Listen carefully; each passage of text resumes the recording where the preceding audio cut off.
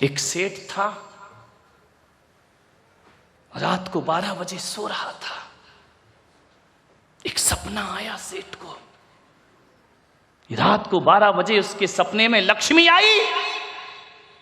लक्ष्मी ने कहा, सेठ 25 साल से तेरे साथ हूं, अब मेरा मन है कि मैं किसी और के घर चली जाऊं। सेठ ने कहा, लक्ष्मी पागल हो गई, तेरे कारण मैं सेठ हूं, तेरे कारण मुझे जय जिनेंद्र है, तेरे कारण मुझे लोग राम राम करते हैं, तेरे कारण लोग दुआ सलाम करते हैं, तू चली गई तो इस गांव में मुझे कोई पूछने वाला नहीं। लक्ष्मी ने कहा, देख सेठ, मेरा स्वभाव चंचल है, आज तेरे पास हूं, कल किसी और के पास चली जाऊंगी। मैं स्थायी नहीं रहती हूं, मैं चंचल हूं। कभी देखा आपने सरस्वती और लक्ष्मी, दो देवियां, सरस्वती की तस्वीर, सरस्वती हमेशा बैठी है, कभी खड़ी फोटो नहीं बनती है। लक्ष्मी की कभी बैठी नहीं बनती, वो खड़ी रहती है। मैंने कहा, ऐसे चित्र क्यों बनते हैं? सरस्वती कहीं भी देखना वीणा लिए आसन लगाए बैठी है, लक्ष्मी खड़ी है। मैंने पूछा ऐसा क्यों है? तो बोले, एक बात ध्यान रखना, लक्ष्मी का स्वभाव चंचल है, वो आती भी है और जाती भी है, वो आएगी और चली जाएगी। सरस्वती का स्वभाव थोड़ा अलग है, एक तो वो आती नहीं है और आ जाए तो फिर छोड़कर कभी जाती नहीं है। ध्यान रखना। आपने ये तो सुना होगा कि कई लाखपति खाकपति हो गए, कई करोड़पति सड़क छाप हो गए, लेकिन कभी नहीं सुना होगा कोई ज्ञानी अज्ञानी हो गया। ऐसा कभी नहीं हुआ करता है। सरस्वती आ जाए तो फिर छोड़ करके जाती, वो बैठ जाती है। बहुत मुश्किल से मिलती है सरस्वती। ध्यान, लक्ष्मी तो कमा सकते हो, सरस्वती बहुत कठिन होती है। सेठ ने कहा कि लक्ष्मी तू सब कुछ कर ले, मुझे छोड़ के मत जा। लक्ष्मी ने कहा, मैं जाऊंगी तो जरूर सेठ, मेरा टाइम हो गया है, पूना वालों के प्रवचन समाप्त का टाइम हो गया है, ज्यादा मत खींचो, मैं जाऊंगी।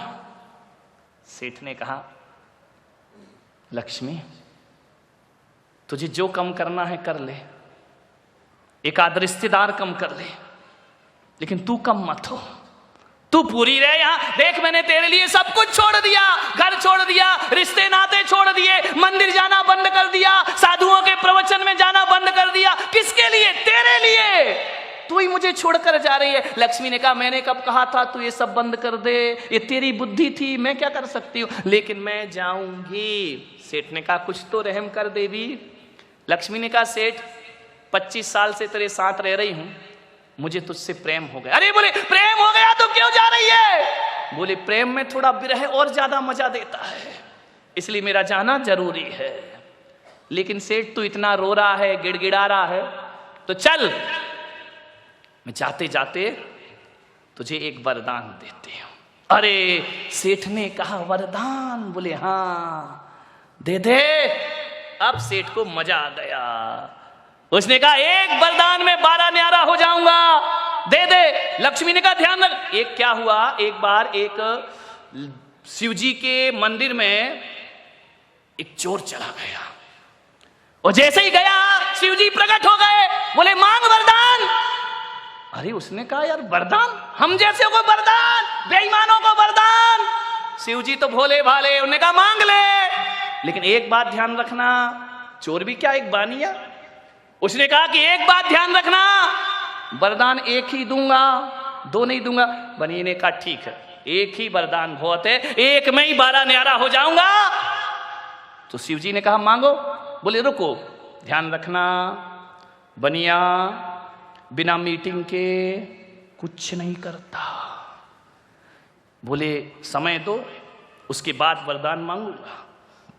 शिवजी ने कहा, दिया समय। बोले, 1 घंटे का समय दे दो, बिना 1 घंटे के समय के मैं वरदान नहीं मांग सकता, मैं घर होके आता हूं। शिवजी ने कहा, जा हुआ घर। घर गया, आंगन में बूढ़ी माँ बैठी थी, जन्म से अंधी थी बेचारी।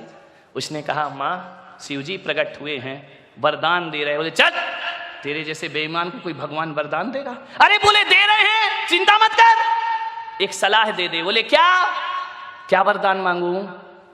माँ ने कहा, बेटा सही में प्रकट हुए? बोले, हाँ। तो बोले शिव जी से कहना मेरी माँ जन्म से अंधी है, उसको आंखें दे दो।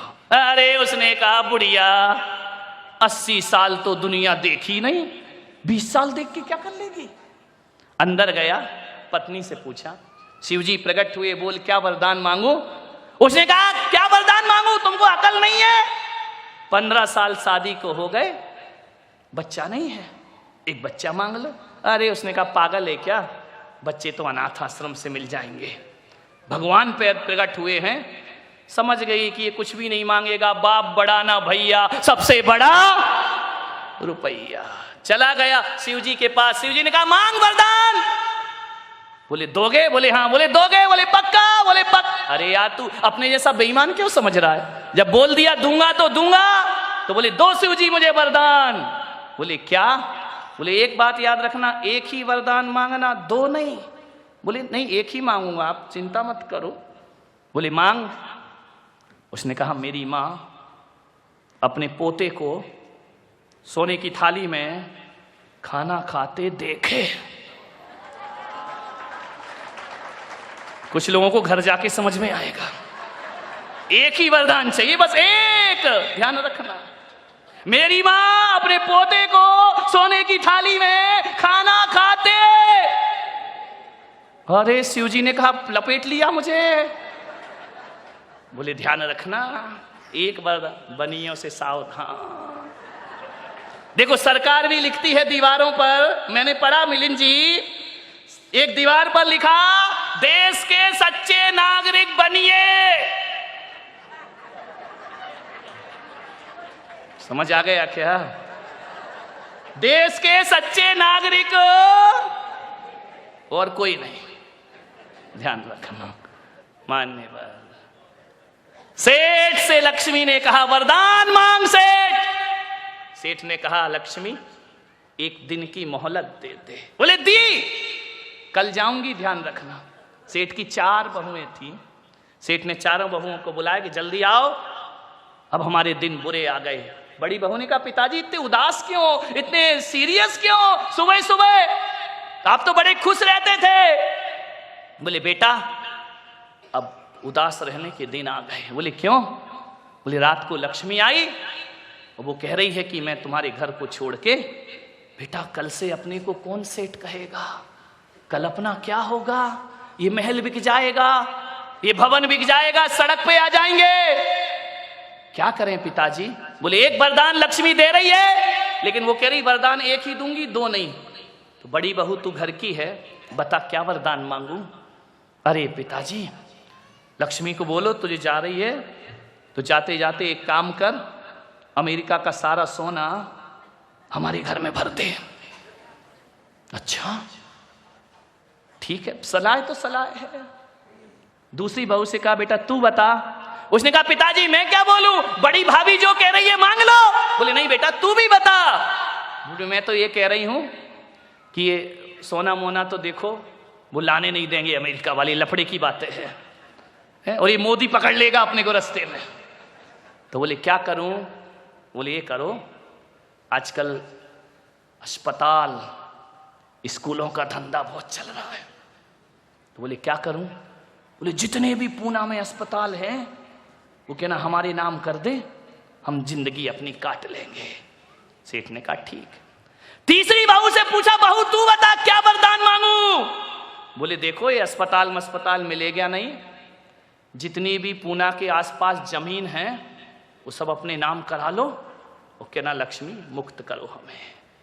अब आया नंबर छोटी बहू का। छोटी बड़ी होशियार होती है, ध्यान रखना।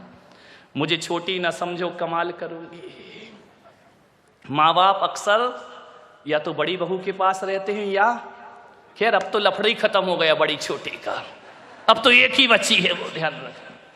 या तो बड़ी के पास रहेंगे या छोटी के पास।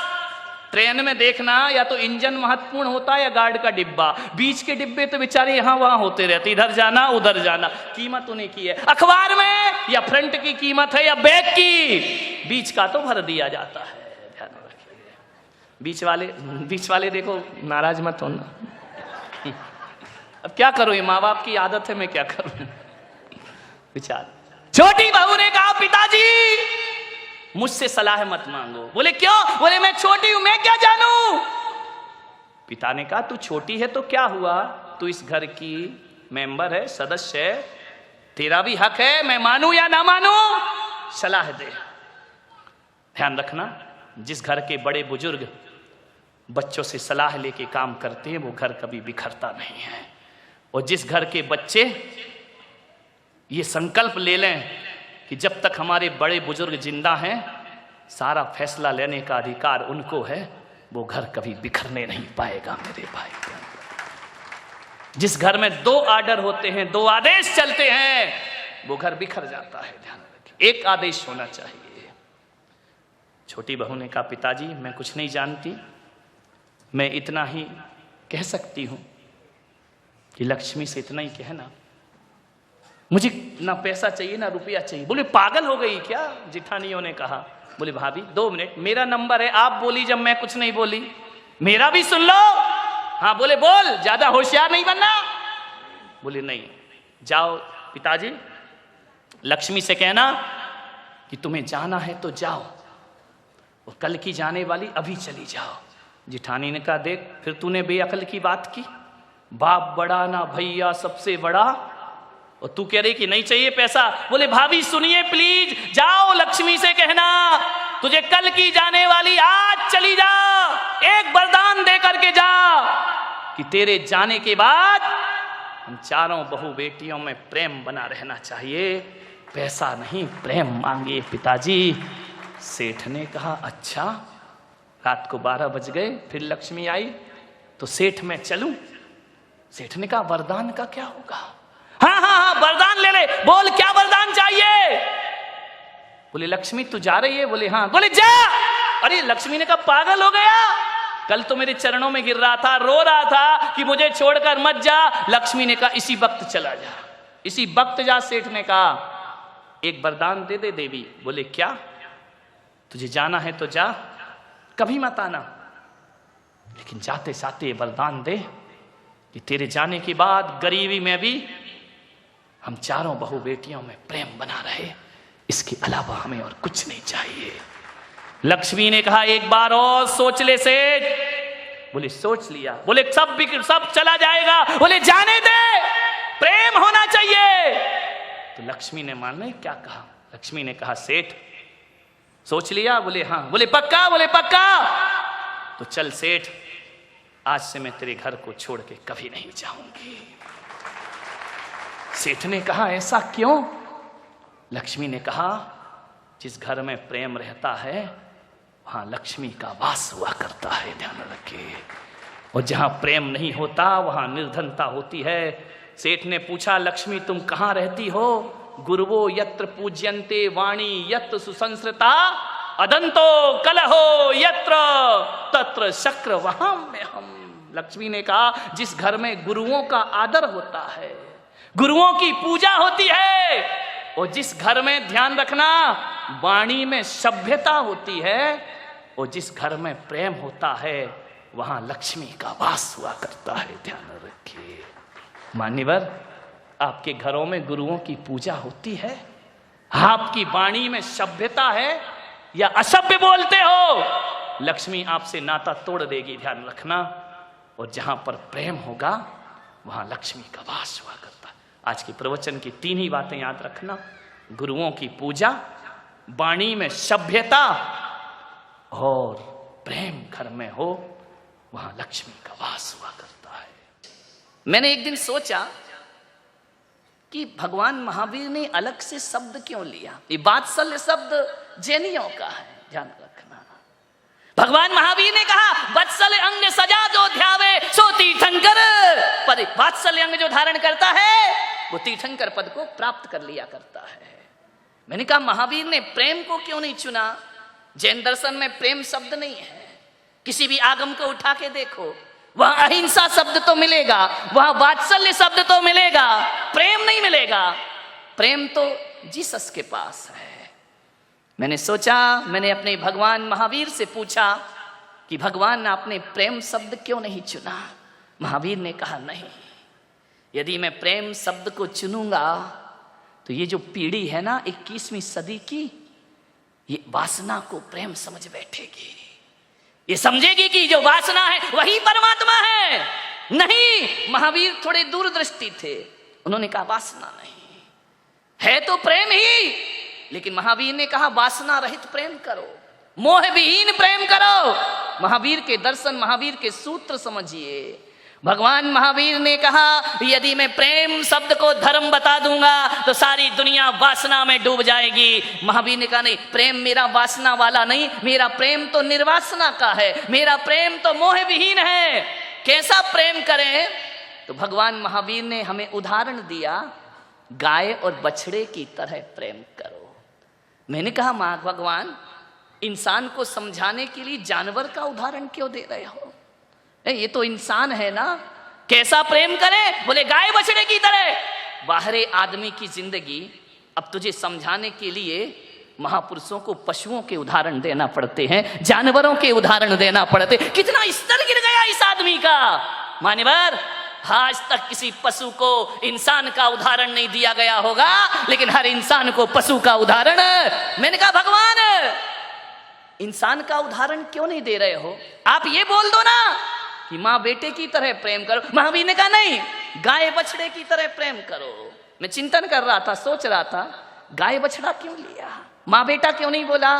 बोले इसलिए कि इंसान की माँ भी यदि अपने बच्चे से प्यार करती है ना, अपने बच्चे को दूध पिलाती है, तो इतना तो अपने मन में रखती है कि आज मैं जिसे दूध पिला रही हूं, कल बुढ़ापे में ये मेरी लाठी बनेगा, ये बुढ़ापे का सहारा बनेगा, ये बुढ़ापे में मुझे पानी पे। इतना स्वार्थ तो इंसान की मां रखती है, ध्यान रखिए।